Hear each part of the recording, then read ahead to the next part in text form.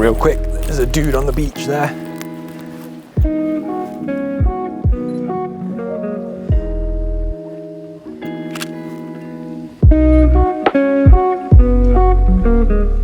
That's not too bad. He's kind of dead central, and we've got a lot of this sand doomy reedy foreground in the shot. Nice moody sky above him as well, which is cool, and the light is pretty much only hitting the front. Hey guys, welcome back to the channel. This is 15 photos, one location, episode 5. I think we're on episode 5. I hope we are, because that would be embarrassing if I got my own series wrong. I'm doing things a little bit differently today, because normally I kind of just shoot, let the footage run, play some music over the top, do a bit of commentary and stuff like that. But today I thought I'd do it like more of a bit of a vlog style. I'm heading to a small area of the coast called Cresswell. I'm not gonna lie, I've never been there before. I was going to skip it on the 15 photos, one location series if it wasn't for this one particular image that I want, which is probably about 10-15 more minutes drive up the coast here. So apart from that shot that I know I'm going to get today, I'm not really sure where or how I'm going to get the 15 photos for today. I'm just going to wander around and see what I can find, because this area is very much like just beach. There is a tiny town, but there isn't really anything in the town that I'd want to photograph. Okay, so this right here is my first planned shot of today's 15. Probably going to take maybe at least 2 of this for today's 15. And I may also just kind of fail at the challenge if I end up taking more, but it depends how much I see when I just go wing it down the coast that way in a bit to get the other shots. But what might appear to be an old farmhouse slash cottage with windows and doors and a chimney up there at plain first sight is actually a World War II pill box, probably more well known as a bunker of sorts. There's loads of these all up and down the coast because this was a very open area that was heavily attacked in World War II, with it being so accessible from the coast. So given that there's no coverage here and it's a pretty open land, this one needed to be disguised in its own way, because in most cases bunkers would be built into the ground or have lots of camouflage over the top of it. So this one had to be camouflaged in its own unique way, in such as being disguised as a ruined house. And despite its facade of being ruined, there's actually a solid roof on top. It's rain tight and everything like that, and still standing, which is pretty crazy because it will be what, like over 80 years old probably? Built in the 1940s, is that my maths correct? Yeah, probably over 80 years. Anyway, let's see if we can get some shots of it. I think, to be honest, I like shooting this way because we get a lot of the background ocean in the shot. I'm going to try and get up a decent height and sort of shoot down on it ever so slightly so that we can get more of that ocean in the background. You're not really going to be able to see it that much, but I think it adds quite a bit of context to where it is, and it's being lit up beautifully now. So let's quickly try and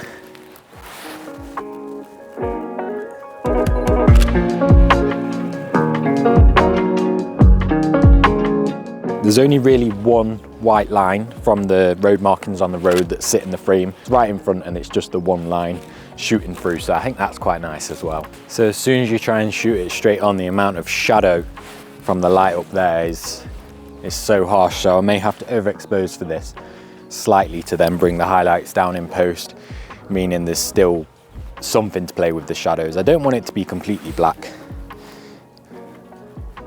So let's overexpose that a bit, maybe by 1 stop.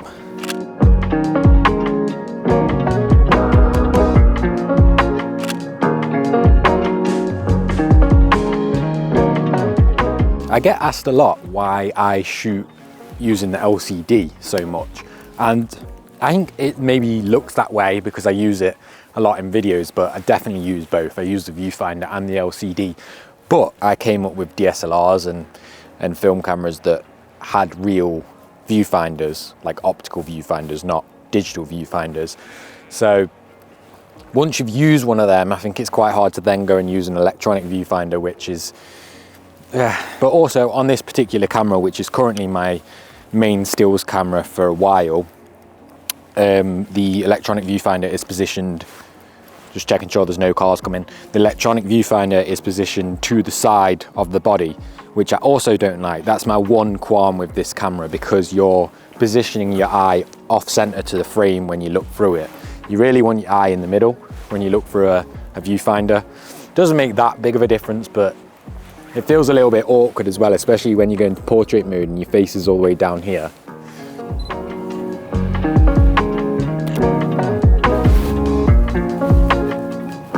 So just reviewing the shot here, and I think I'm pretty happy with that, especially with the side light and given the time that I turned up. I think it's worked really well. Obviously the sky could have been a bit better, but who knows, maybe later on when I come back to the car, the conditions have changed and it warrants me going back up there. But if not, I can always come back in the future and nail a better shot. Let's go off and let's see what else we can find down the beach. I think maybe if the ocean was in a bit further and there were more people coming up and down, I could do something here, but not 100% sure. So I do actually really like the way these 4 here, there's 5 actually, isn't there? Good maths. I do actually really like the way these are laid out, and because there's so little going on in the background, I think it makes really nice minimal shot, especially with the gold sand against the blue sky today. There's a big group of people coming, as you know. There's a couple of people coming with a big group of dogs, and I'm hoping they're going to keep moving, because if they are, this could be a great shot, or a good shot at least.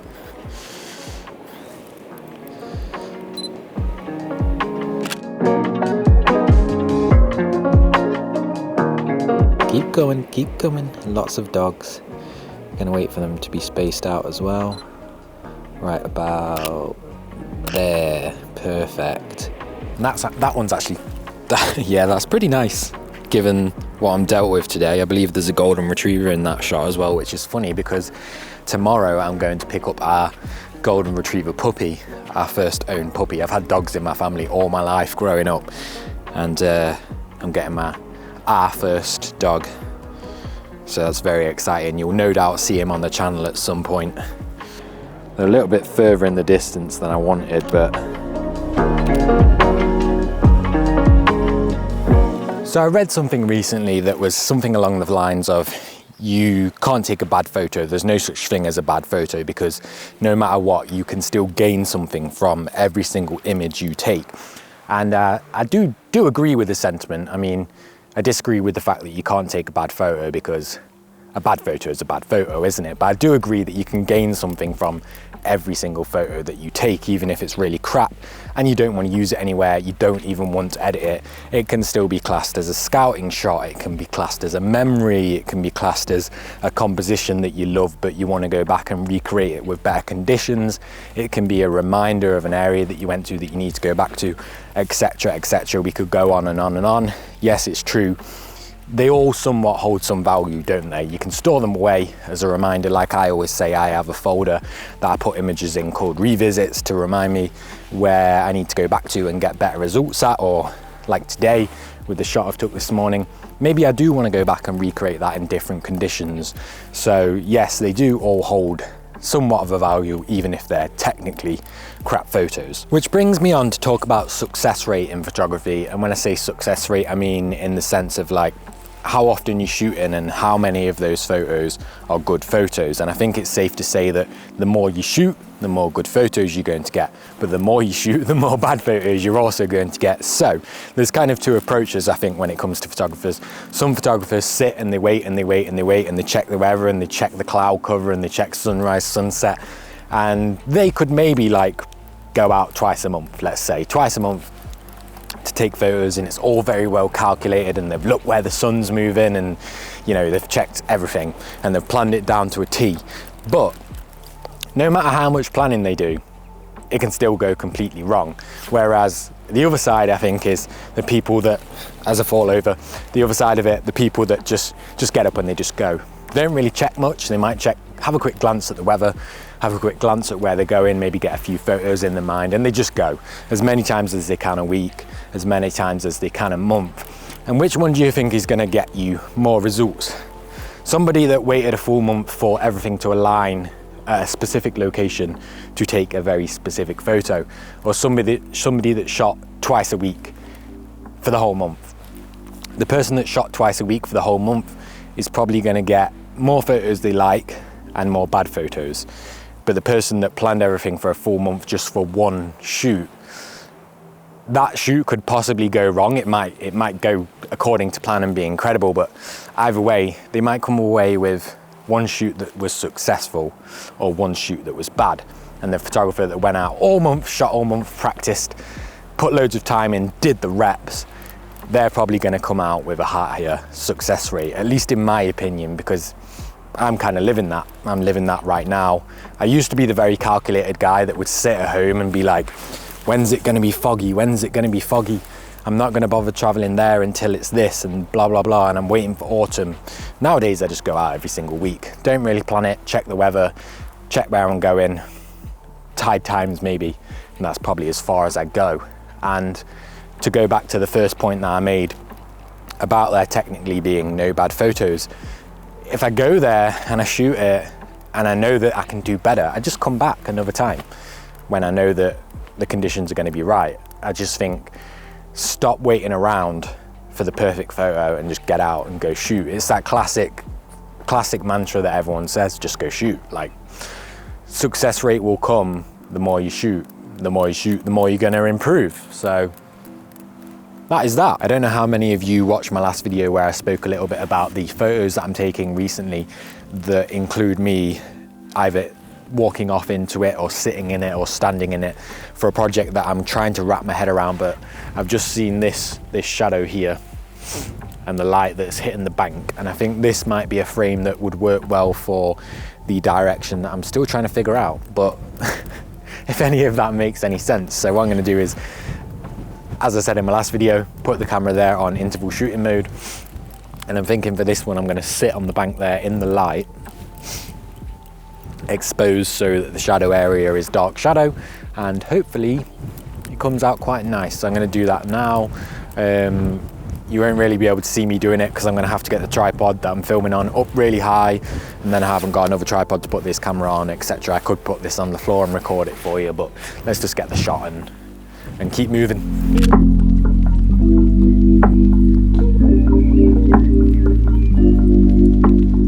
Just stumbled across this sort of boat storage thing. Well, I say stumbled, it's right next to a car park, so I haven't really stumbled upon it. It's not like a incredible find, you know what I mean? But I think it might make quite an interesting shot, possibly. Maybe a close-up of one of the boats, and then maybe a wider scene sort of showing the boat storage.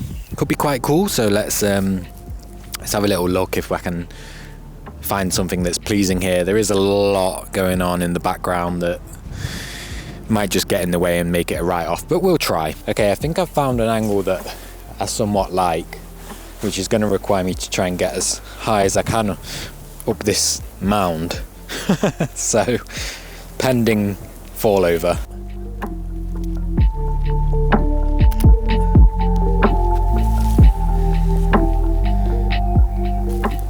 Okay, this one is cool if I can cut the fence out.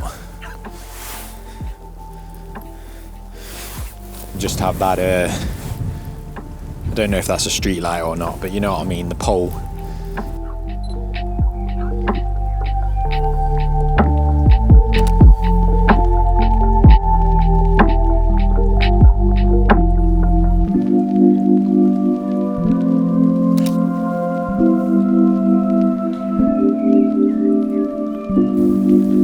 I don't hate it.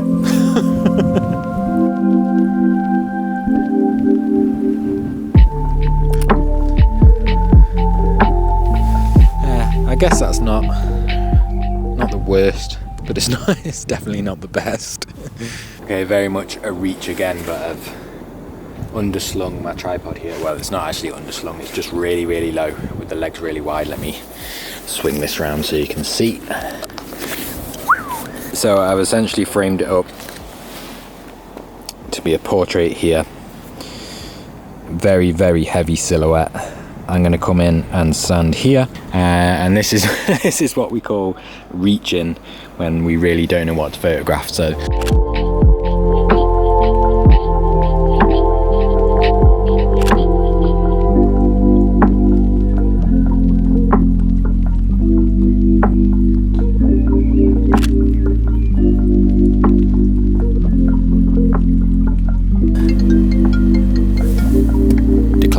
That's kind of wonky. There's not much I can do though, because my dashboard is wonky right now, the way that I'm parked. So hey ho, that's a wrap on today. If I'm being honest right now, I'm not even sure if I got the 15 photos from this location today. I think I could probably get 15 out of it, but whether there were 15 that I actually like, who knows. But the thing is, with photography, you've got to embrace failure. I did find quite a few new cool places to shoot today, but they required a bit more of a walk than I wanted to do today, and different conditions and stuff like that. So like I was saying at the start of the video, in terms of success rate, failing turns into success rate anyway, so you have to embrace failure. And if you don't go off doing these random shoots where you take random photos, if you just head to the same spot, your local place, and you know that you're going to get a banging shot with a banging sunrise, and you know exactly where to put your camera and what the compositions are, then your whole portfolio is just going to be the same, and that's boring, and no one's going to want to look at your work after a while, because every single photo that you post is just the same. So after that tangent there and that mini little rant, embrace failure, stop waiting around to do photography, just go and do it. And as always, I'll see you in the next one. I'll link the playlist to 15 photos, one location right here if you want to watch any of the other episodes after this one. See you in a bit.